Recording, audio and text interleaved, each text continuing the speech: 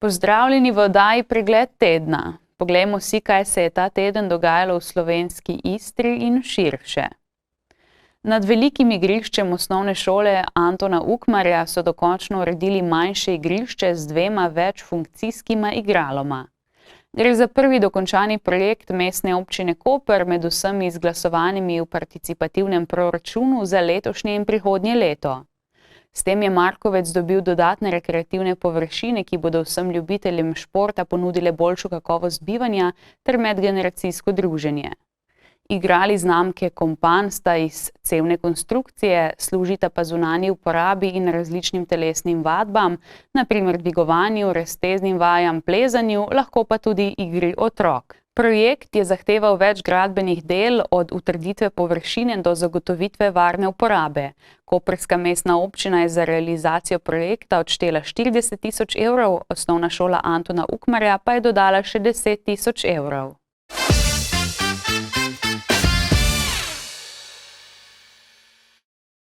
Ostajamo na Markovcu, kjer je mestna občina Koper v ponedeljek začela z urejanjem odvodnjavanja meteornih voda na delu ceste na Markovec.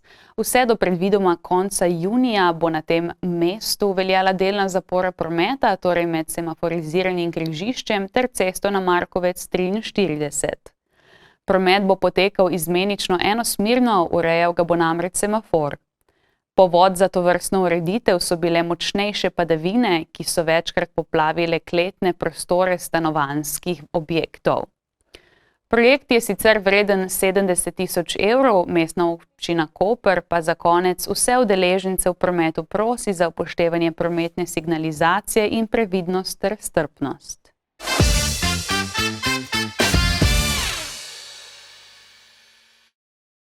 V Izoli je v sredo potekala vmesna konferenca projekta Skupaj za kompetence obalno-kraške regije ali na kratko SKOK, ki je namenjen izboljšanju jezikovnih, digitalnih, socialnih in drugih temeljnih zmožnosti odraslih. Ljudska univerza Koper je skupaj s partnerji Ljudsko univerzo Sežana, Središčem Rotunda Koper in zavodom Nomet v poldrugem letu v izobraževanje vključila že 1661 oseb v skupno 269 izobraževalnih programih. Pomembno je, da vemo, da se ve, da je projekt namenjen vsem odraslim, torej so vsi dobrodošli, odrasli recimo, od leta 15 pa potem zgornje meje ni.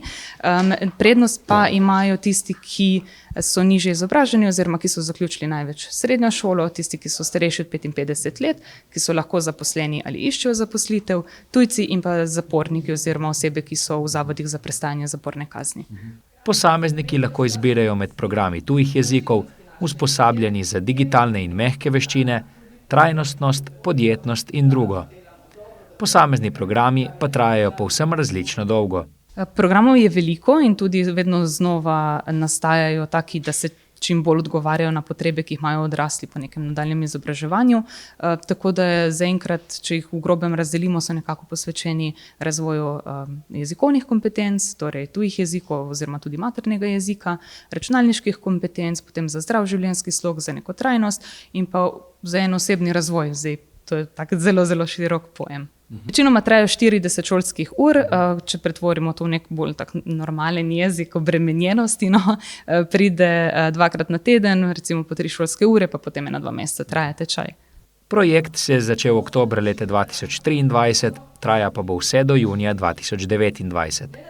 Do takrat bo v naši regiji vključenih preko 4000 odraslih v preko 650 programih. Projekt je financirala država Republike Slovenije, ki je za našo regijo namenila več kot 3 milijona evrov, od tega 1,207 tisoč evrov evropskih sredstev. Zdaj projekt bo trajal do 2029. Kaj imate vse v načrtu? Ogromno enih tečajev, zdaj na ravni projekta jih bo 650, tako da približno nekaj več kot 100 na leto, potem od spet nekih različnih jezikovnih tečajev. V zadnjem času dobivamo precej povpraševanja po takih nenavadnih oziroma mogoče ne najbolj tipičnih jezikih. Letos smo imeli recimo korejščino, japonščino pa kitajščino, turščino povprašujejo, češčino, arabščina se pojavlja, tako da kar en tak nabor, gotovo kaj od tega. Potem pa je res toliko odprto, da tudi mi ne vemo prav dobro, vejo, kako bomo zapeljali, smo pa veseli vsakih pobud, ki pridejo v tej smeri. No. Zanimanje torej ne manjka? Ne, zanimanja definitivno ne manjka, je pa lepo, da tako ostane. Bi si želeli, da res pridemo skoraj do vsakega odraslega v regiji, tako da mislim, da so programi, oziroma sem prepričana, da so programi dobro zastavljeni, mislim pa, da to prepoznavajo potem tudi odrasli, ki so že bili pri nas, ne, zdaj teh je v tem prvem dobrem letu projekta nekaj čez 1000 že, tako da z veseljem potem tudi ostali dobrodošli. No.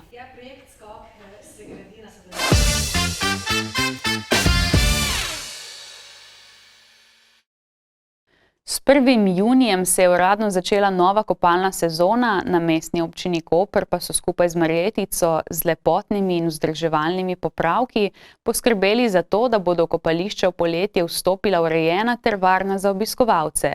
Na koprskem mestnem kopališču so obnovili lesene površine, poleg tega pa so pobarvali betonske površine ter pomole in stolp. Za bolj varen dostop do morja so očistili stopnice in dodali rečni prodec, postavili pa so tudi baraže in 2 splava. Omeniti velja, da so poskrbeli tudi za favno, saj so pokosili travo in obrezali drevesa. V kratkem bo na kopališču tudi možna izposoja ležalnikov. Podobne ureditve je bilo deležno tudi kopališče Žusterna, kjer se končuje prva faza celotne obnove zahodnega dela plaže, medtem ko so na vzhodnem delu, ki bo obnovljen v drugi fazi, očistili strugo hudournika in otroški bazenček ter postavili baraže in splava. S 23. junijem bo zopet odprt tudi olimpijski bazen in sicer med 8. in 20. uro. Prenovljeno podobo je dobil tudi bližnji obmorski park v Žusterni, kjer sicer ni uradno kopališče, a sta tam vseeno 2 reševalca iz vode, tuši in pestra gostinska ponudba. Prednost tega dela obale je tudi ta, da se na zalivu na vzhodnem delu parka blizu ustja Badaševice lahko namakajo tudi psi. Tako na plaži kot v obmorskem parku so med drugim poskrbeli za pobarvane površine, rečni prodec, pokošeno travo ter obrezana drevesa. Za konec so na mestni občini še dodali, da bo na vseh koprskih kopališčih v juliju in avgustu gostovala tudi knjižnica na plaži.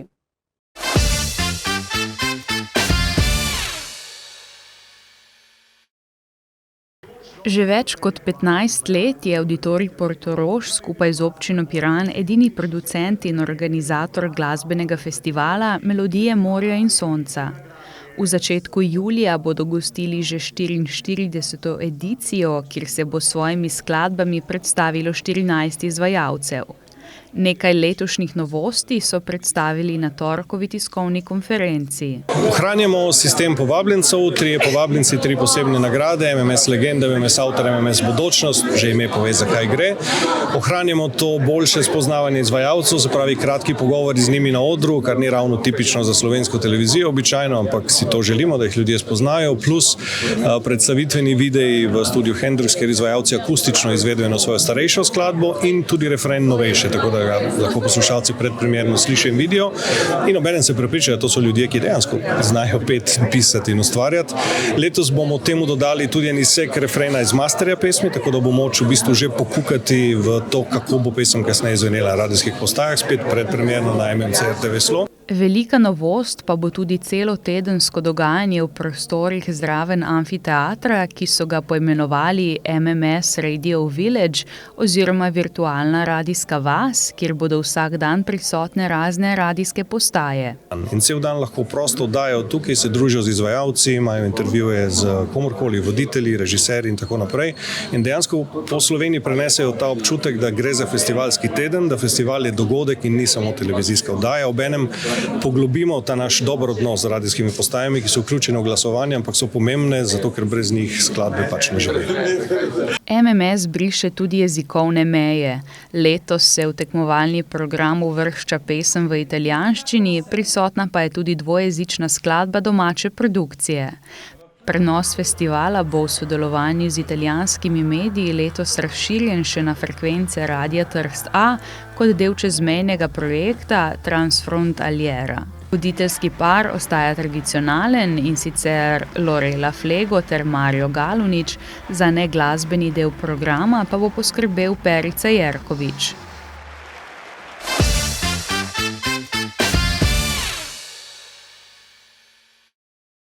Gledališče Koper počasi zaključuje svojo sezono, a se že pripravlja na prihajajočo.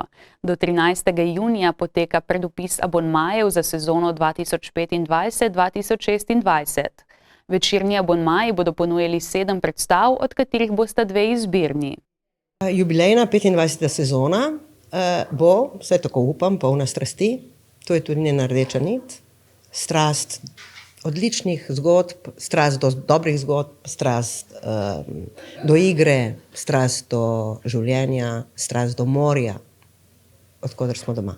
Za najmlajše sta razpisana 2 otroška abonmaja, in sicer Mali oder, ki zajema 5 predstav, in Mavrična ribica, ki zajema 7 predstav. Mogoče bi na tem mestu seveda izpostavila naše produkcije, se pravi tiste, ki nas čakajo, torej naše gledališče v prihodnji sezoni. V začetku tega leta, se pravi leta 2025, smo že v italijanščini premierno prizorili Favole al telefono, se pravi pravljice po telefonu Gianni Rodarija. Zdaj, konec avgusta, bo na festivalu pri Svetilniku v avgustu Lučo gledala še slovenska premiera oziroma različica predstave v slovenskem jeziku. In pa v koprodukciji z Lutkovnim gledališčem Ljubljana, prav tako v režiji Jake Ivanca, hišnega režiserja Jake Ivanca, pripravljamo Kaj, kako, zakaj, to je besedilo Jureta Karasa. In ga v bistvu, kot rečeno, pripravljamo v koprodukciji z Lutkovnim gledališčem, tako da bo najprej premiera v Ljubljani, potem pa v začetku leta 2026 še tukaj pri nas v Kopru.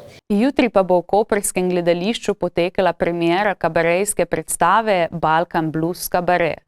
Besedilo je napisala Jera Ivanc, režirala je Julija Kristoforova, na odru pa bo nastopila igralka Lara Janković. Igro, petje, ples, veliko humorja, samoironije, veliko enih resnic iz zakulisja gledališča in gledališke vaje, kateri boste prisotni, in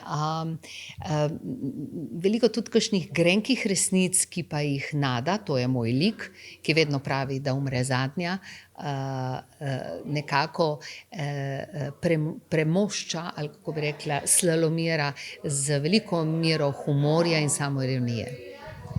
Ste se, oziroma s katerimi deli ste se mogoče še najbolj poistovetili? Ja, s tistimi, ki so avtobiografski nekako noter, ne. Predvsem me je zanimala, to mi je dalo nekak zagon, ali pa bom rekla, da je bilo izhodišče, da se igralke mojih let v gledališčih rado daje malo na stran, in sem tudi že doživela, ne jaz, ampak moje kolegice, da jim potem, ker ne vejo, kako bi jih zasedli, dajo delati monodrame. In to mi je bilo tako res prav, ne. In sem rekla, ne, to bo izhodišče. In to bo Nada, ne. In tako da v bistvu res odstiram en kup enih resnic in tudi to,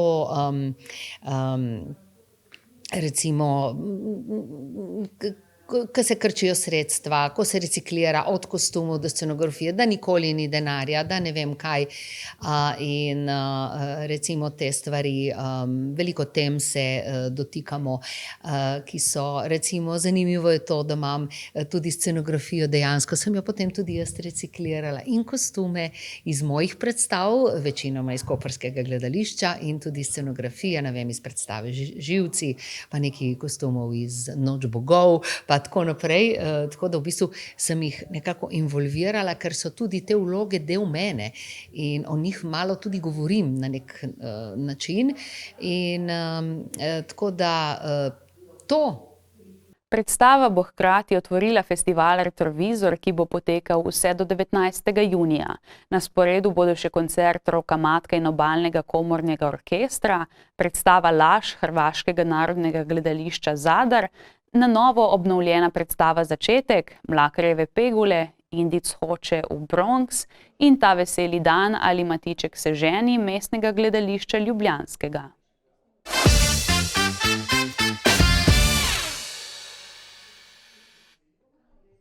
Danes je v Kopru na fakulteti za menedžment potekala letna konferenca projektov BRIN in Raček, ki povezuje raziskovalno-razvojne pobude na področju vključevanja temeljnih vsebin računalništva in informatike v zgodnje izobraževanje od vrtca do 5. razreda osnovne šole, ter projekt Marinka, ki vključuje otroke od 6. do 9. razreda.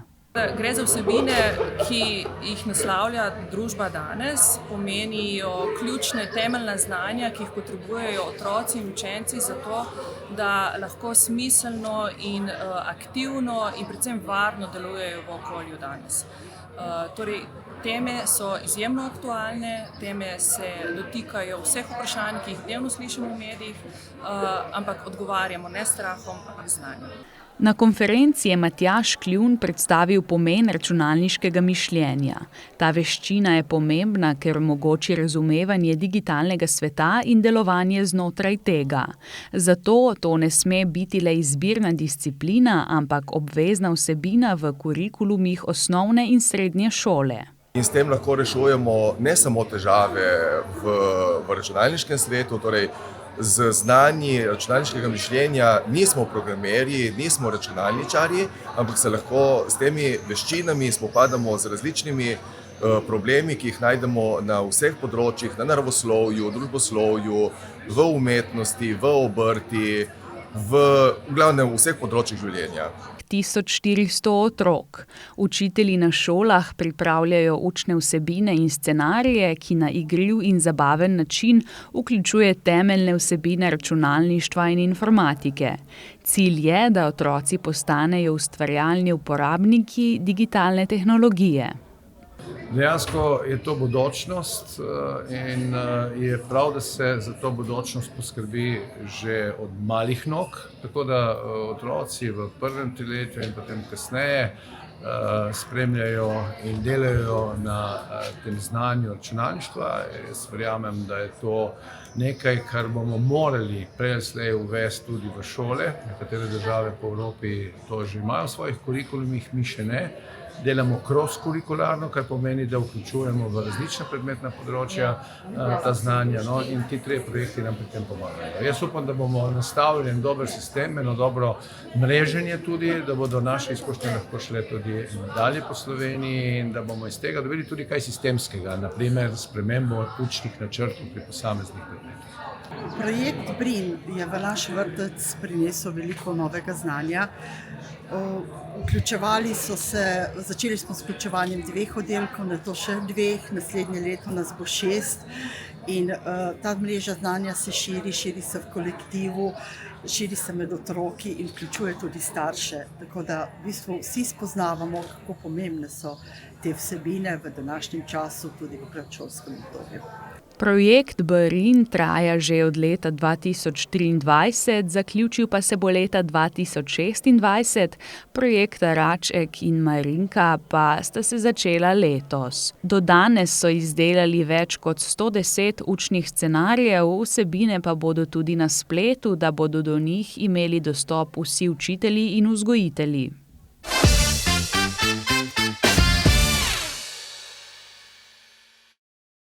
Koprski rokometaši so slavili na prvi tekmi v kvalifikaciji za igranje v prvi ligi tudi v prihodnji sezoni. V areni Bonifika je s 33-29 padla Radovljica, ki bo jutri na povratni tekmi lovila 4 zadetke zaostanka in svojo prvo uvrstitev med elito. Za obema ekipama je sicer zanimiva sezona. Primorci so odigrali redni del prvenstva zelo slabo, saj so na 22 tekmah slavili samo enkrat in bili prepričljivo zadnji. Nov sistem jim je ponudil novo priložnost, ki so jo varovanci Uroša Rapoca izkoristili, saj so v spomladanskem delu v ligi za obstanek zbrali 9 od možnih 12 točk, kar je bilo dovolj za uvrstitev v kvalifikacije. Radovljičani so v prvi B ligi vodili celotno sezono, v zadnjem krogu pa so s porazom v Škofljici prvo mesto prepustili prav slednjim. Koprčani so bili v petek favoriti, a so kljub temu začeli v krču. Gorenjci so povedli s 5-1, kar je nemudoma sprožilo prvo minuto odmora na domači klopi. Ta je zalegla, saj so domačini do polčasa že vodili z 18-17. Nadaljevanje tekme je pripadalo Kopru, ki je 5 minut do konca še vodil za 7. Dobri zaključek Radovljice in končni rezultat 33-29 pa pred jutrišnjo povratno tekmo napovedujeta napet boj za uvrstitev v prvo ligo. Najboljši strelec tekme je bil z 9 zadetki gostujoči Drejc Polančec, medtem ko je za domače 6-krat zadel kapetan Jaka Molk.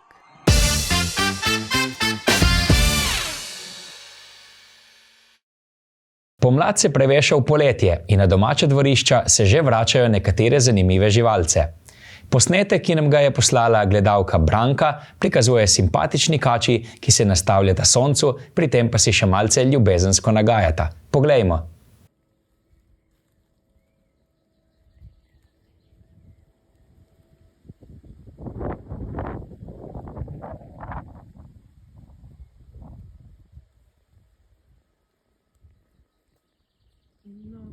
Dobrodošli nazaj.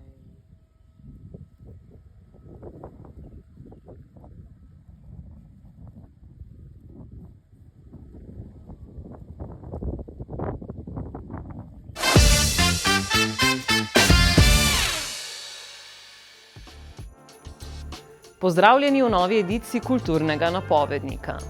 Na jutrišnji dan, torej soboto 7. junija, se lahko v Luciji pri studiu Mortis udeležite enodnevnega umetniško-glasbenega festivala Mortis Hardcore Fest, kjer se bodo predstavili tattoo artisti, poskrbljeno pa bo tudi za glasbeni program z DJ-ji in hardcore bendi. Le pol ure kasneje ob 15:30 pa bo koprska kavarna Cappuccino Kroštola gostila soul in Airbnb koncert priljubljenega slovenskega dueta Free Kind. Ob 17. uri pa se lahko udeležite prve koprske edicije delavnice sodobnega plesa Arhitektura mehkobe. Arhitektura mehkobe je serija delavnic, ki v Ljubljani redno izvaja kolektiv Divje ptice, tokrat pa bo delavnica prvič izvedena tudi v slovenski Istri. Namenjena je vsem, ki jih zanima raziskovanje giba, ne glede na plesno predznanje. V soboto in nedeljo, torej 7. in 8. junija, pa bo v Izoli še vedno potekal mednarodni filmski festival Kino Otok Izola Cinema, v sklopu katerega lahko na različnih lokacijah obiščete filmske projekcije. V soboto večer pa se bo na izolskem svetilniku odvil še glasbeni program z DJ seti St. Jacoba ter Sahara Transport Services.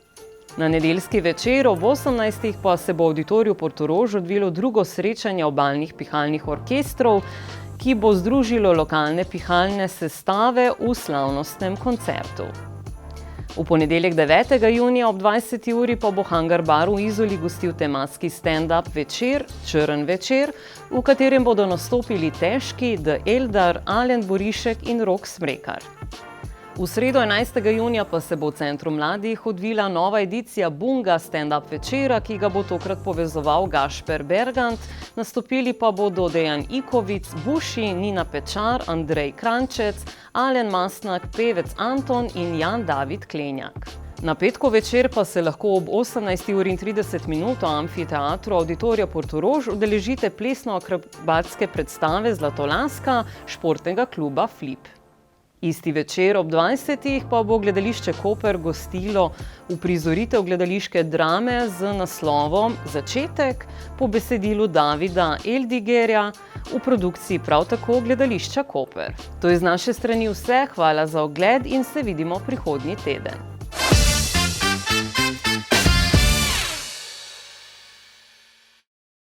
To je bilo za danes vse, hvala za pozornost in lep pozdrav do prihodnjič.